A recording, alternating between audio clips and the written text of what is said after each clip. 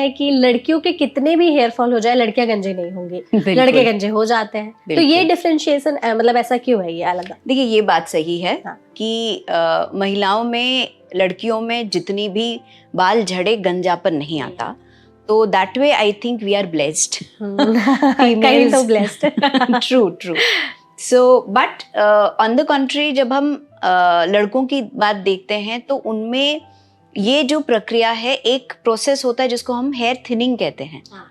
तो थिनिंग और फॉल अलग है। तो I think in the beginning I should differentiate. Hair fall मतलब जैसे मैंने बोला कि नेचुरली भी हेयर हमारे झड़ते हैं फिर उगते हैं, ज्यादा अगर झड़े तो ध्यान देना चाहिए। थिनिंग एक अलग प्रक्रिया है, you know, it's a different process. Because जो हेयर थिनिंग है ये मेनली 2 फैक्टर्स के वजह से होती है। एक genetic tendency, you are born with a tendency कि आपको एक एज में जाके हेयर थिनिंग स्टार्ट हो जाएगी।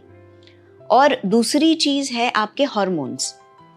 ज़्यादातर जो मेल्स होते हैं उनमें ये जो चेंजेस होती हैं वो ज़्यादा एविडेंट इसलिए भी होती हैं because hair thinning is also called as male pattern baldness.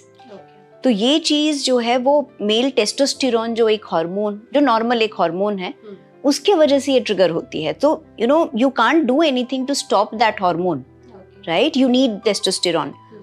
Although there are medications जो टेस्टोस्टेरोन को लोकली सिर्फ आपके स्काल्प के रूट पे इनहिबिट करेगा, कम करेगा।